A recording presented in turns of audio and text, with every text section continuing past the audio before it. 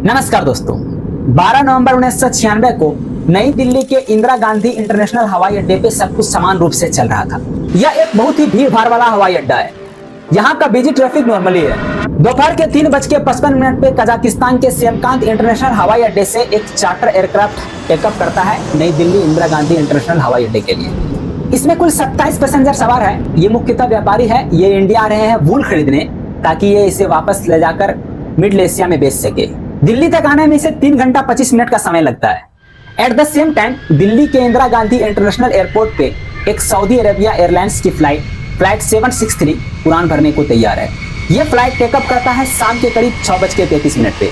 इस फ्लाइट में 289 पैसेंजर बैठे हैं, जिनमें की 231 इंडियन है और 23 क्रू मेंबर है। ये इंडियन मेनली सऊदी अरेबिया जा रहे हैं काम की तलाश में, जिनमें से कि कुछ कंस्ट्रक्शन वर्कर है तो कुछ अन्य काम की तलाश में जा रहे हैं।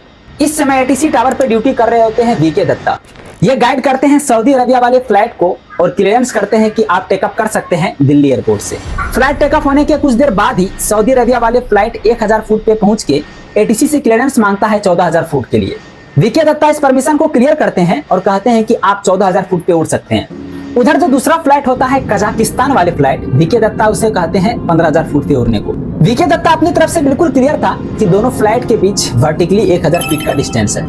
वीके दत्ता अपनी ड्यूटी पर है और दोनों प्लेन को देखता है अपने स्क्रीन पर डॉट की तरफ ब्लिंक करते हुए। लेकिन फिर दत्ता देखता है कि कैसे धीरे धीरे दोनों डॉट ब्लिंक करते हुए एक दूसरे के करीब आ रहे हैं और बस कुछ ही मिनट में ये दोनों डॉट एक दूसरे में समा जाते हैं और बस कुछ ही पल में दोनों ब्लिंकिंग डॉट गायब हो जाते हैं। इस टाइम पर दत्ता बिल्कुल क्लियर हो जाता है कि यहाँ कुछ न कुछ अनहोनी हो चुका है। दिल्ली के कुछ ही दूरी पर एक शहर है चरखी दादरी करके। उस शहर के लोग उस शाम देखते हैं कि आसमान में जोरदार आवाज के साथ लाइटनिंग हुआ, मानो ऐसे जैसे बिजली चमकी हो।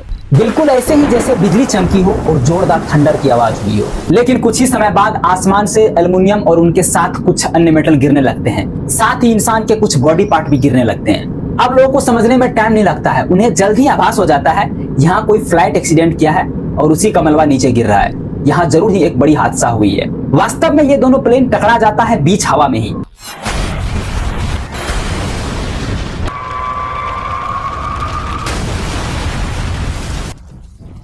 इसके साथ ये देश का पहला और इकलौता मिड एयर कोलिजन बन जाता है। इंडिया के हिस्ट्री में ये सबसे बड़ा डिजास्टर बन जाता है। ये दोनों ही फ्लाइट में बैठे सारे पैसेंजर क्रैश में मारे जाते हैं। इस दुर्घटना में सभी पैसेंजर क्रू मेंबर समेत 349 लोगों की मौत हो जाती है। इसके साथ ये वर्ल्ड का डेडलिस्ट मिड एयर कोलिजन और डेडलिस्ट एविएशन एक्सीडेंट बन जाता है। As the search for bodies among the wreckage continued, but the families of more than 100 victims say they haven't been given bodies for burial.